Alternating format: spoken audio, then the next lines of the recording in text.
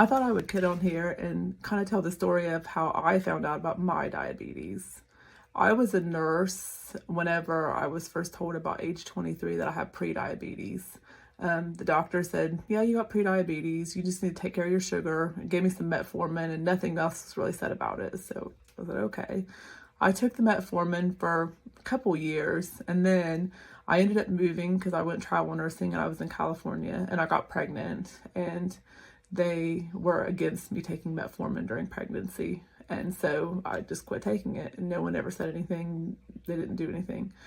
When it came time to do that glucose test you take when you're in your second trimester, where you drink the orange drink, I really loved that drink. I said, this drink is awesome. Can I have another one?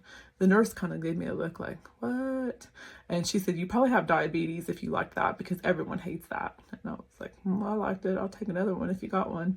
So they didn't give me another one, by the way, but they did my blood draws, and then the doctor, who was not very informative, said, oh yeah, you passed. And I was like, oh, okay, good, thanks. And he's like, but don't be so confident in that. You passed by 1 point. I was like, okay. So I went about my day. I went shopping later that day and I remember feeling terrible. Like my head hurt. And I was thinking, what is wrong? Because I was fine just a few minutes ago. So what I didn't know was that was all that sugar that was really high and then it came crashing down.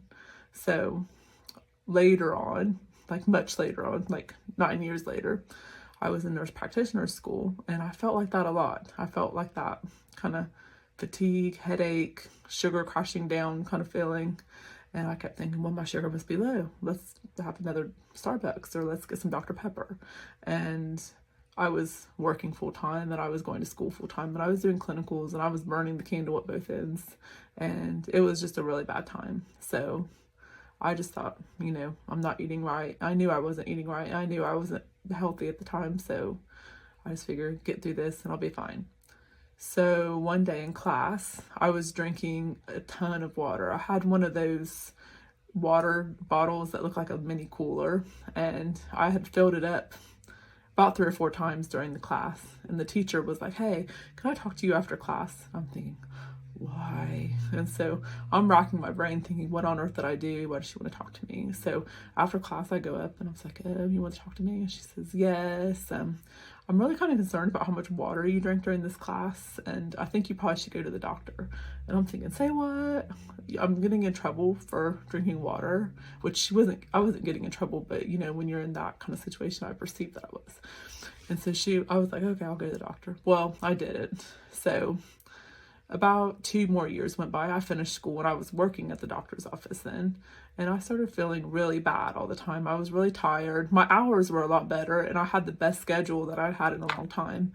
And I just was like, why do I feel so bad? My face would go numb, my eye was twitching, my leg felt weak. I had all these weird kind of non-specific symptoms. I remember sitting in the shower one day and thinking, my feet are really numb and I can't, what's wrong with my feet? And then just wasn't putting it all together. So I finally did go to the doctor and my A1C was 10.7. And he was like, well, you have diabetes. And I was like, no, I have prediabetes. And he's like, no, you have actual diabetes. So still not a lot of education was given to me. They gave me my metformin back and they started me on Victoza. And they're like, just watch your diet, exercise. Okay, so I immediately just cut everything out. I was eating the same thing over and over and over again. My sugar was good, but you can't do that forever. It's not sustainable. So that's one of the things I found in the literature that people tended to do was find something that works and just eat the same thing over and over again. Trust, I did it. It doesn't work. So I went through this period where I checked my sugar a lot and trying to figure out what I could eat and what I couldn't eat. And now, I've had an A1C less than 6 for probably the last 6 or 7 years, and I've done really well. And I'm normal. I eat biscuits, I eat fire Cheetos, I have sandwiches, I have bread. I don't like really sugary things. I don't tend to eat donuts, cake, things like that. And if I have to pop, it's 0 sugar. I try to drink 0 sugar coffee creamer. Sometimes I will have regular. Try to drink more water. One of the things that I fail at frequently is exercise. That would really help a lot, but I can tell you that once I got all of the sugar flushed out of my system, I felt amazing. I was like, there is nothing worth eating that was worth feeling that bad again. I felt so terrible, and I felt like I got my life back. So I want everyone to be able to experience that feeling. And I know it seems impossible at times. It seems like I am not going to be able to do this, but you absolutely can. You just have to kind of be patient with yourself. I say two things. One is, don't use food as a reward and punishment, because it's not. It's simply to keep you alive. That is the sole purpose of food. And also, comparison is the thief of joy.